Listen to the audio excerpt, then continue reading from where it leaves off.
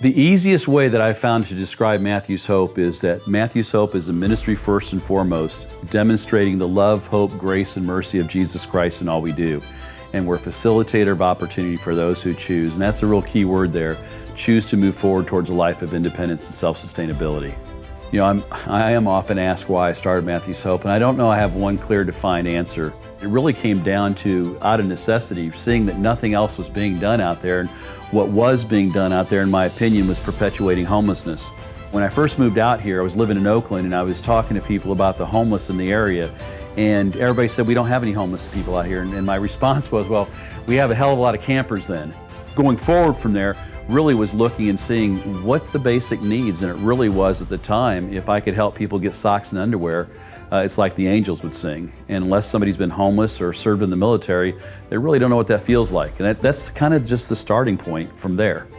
I've been through a lot of the things that our folks are seeing and experiencing, and I know that in times when I needed help, there was plenty of organizations and people that would, you know, hand me a couple dollars, and I normally never use that the way they wanted me to, and there were people that would help me with food and clothing, but there really wasn't anything out there that was focused on moving people towards a life of independence and self-sustainability. And so I think that's why we focus so much on saying, help us, help them, help themselves, is because really most folks, if they're going to get out of homelessness, it's really going to be a matter of them having someone guide and walk with them while they make the journey. We were forced by necessity to do some things differently when the pandemic hit. And one thing it did is we developed mobile teams that would go out in the community and meet people where they were. One of the people we came across that you're going to hear more about later is Hector. And here's a man who became totally blind due to severe cataracts. And when I say totally blind, it had gone pitch black on him. And he also had other health issues out there that were not being addressed. If I don't go to the doctor, that day that when Mr. Cabo told me, Miss Nancy, I was probably dead by now. And here's a man who's got severe gout, some other health issues, he can't see, and he's being trespassed from places, which I get completely, except for the standpoint of when you get trespassed, you're blind and you're basically disabled due to your health issues, then what?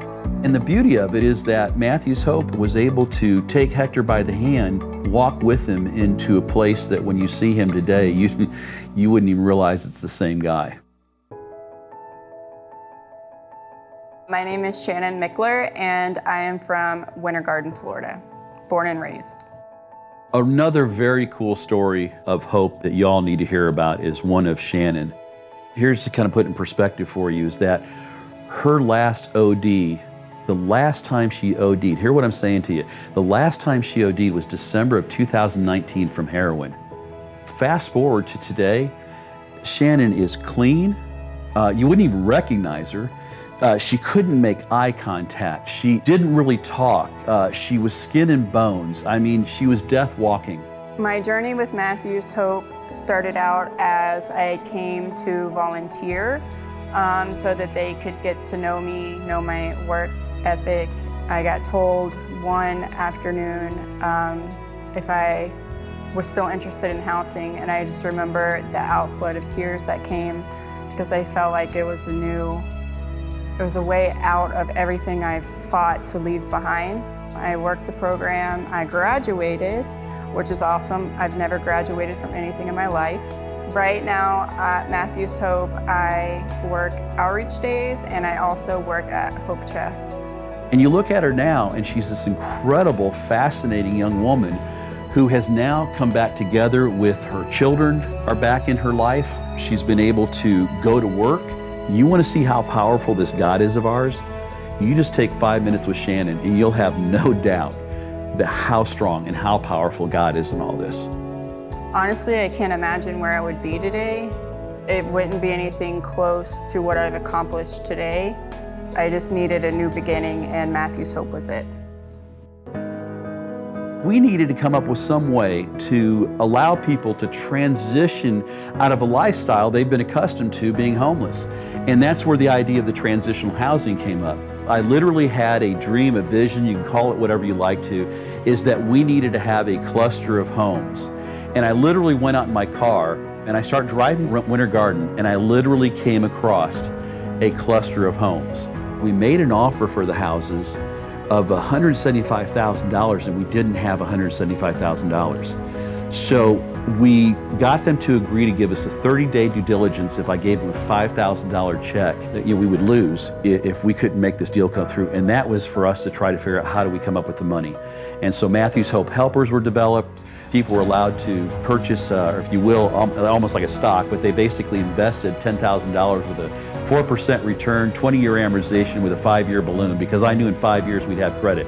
And I must have had a particularly strong vision day, because these places were awful.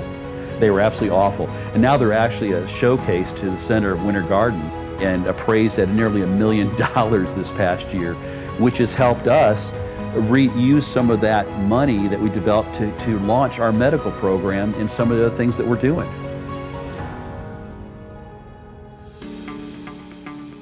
One of the things that people need to be aware of is that anybody who wants to work at Matthews Hope can.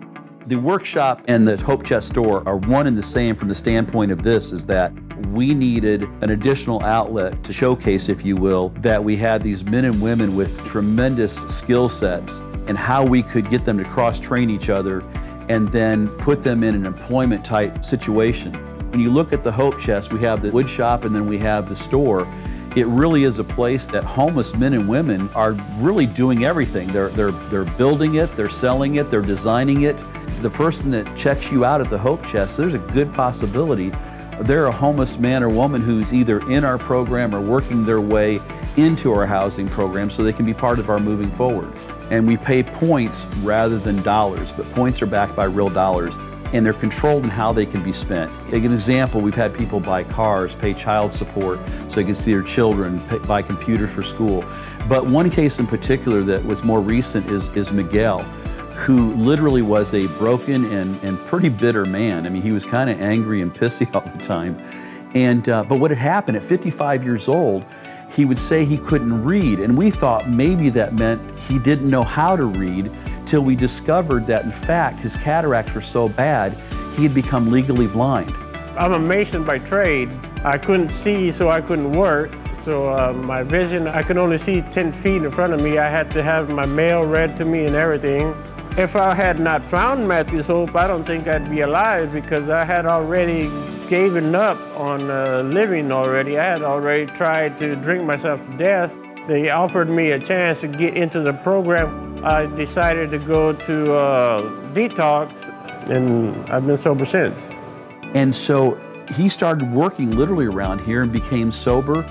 Not only has he had his sight restored to 20/20 vision, but he's had his teeth replaced. And after 20 years, he gets his license back, which opens a whole nother set of doors for him. But the most incredible part is, much like him restoring wood and refinishing this stuff, his life was restored to where he's become this person now that you like to be around and has these incredible skill sets that I think some of them he didn't even know he had until he sat there and worked with us. I would like to thank Matthews Hope for everything they've done for me, and hopefully I'll be able to repay them back in some other way. It's been an interesting journey, to say the least. You know, where we've come from and where we're going is always kind of hard to say, but you know, when you think of less than a dozen years ago, we were socks and underwear, and today we assist with medical, dental, optical, mental health care. We have 14 transitional homes. We have a Montessori preschool. We've opened up a daycare. We have a shop that's custom building furniture, refinishing, refurbishing furniture. We have now a store, not a thrift store, but a boutique type store that sells really upper end quality hardwood furniture. We help with birth certificates, Social Security cards, Social Security benefits, VA benefits, legal issues, financial planning. I mean, it's easier to say what we don't do than it does anymore to say than what we actually do on a regular basis. Matthews Hope has done nothing but grow in 12 years, and it's only done that because of you. It's really important for each of you to understand how important the role is you play at Matthews Hope. And a lot of people go, you know, why, I've never even been there. Or, you know, I'm telling you, we cannot do this without you. The stories that we're sharing are stories that would not have taken place without you. You got to know, we don't take any government funding, never have.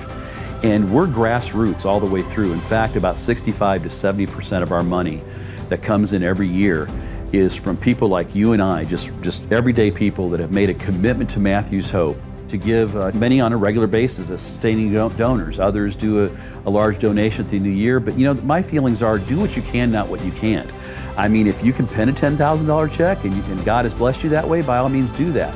If you're in a position where you can just give a few hours a week or offer a skill set that you might have to help us out, then do that. The bottom line is do what you can, not what you can't. And that's literally the mantra of Matthew's Hope. Again, if you don't see God's hand on this place, again, you just are missing something so incredible. He used you. That's how this happened. He used you to help us help them. And that's how this thing works.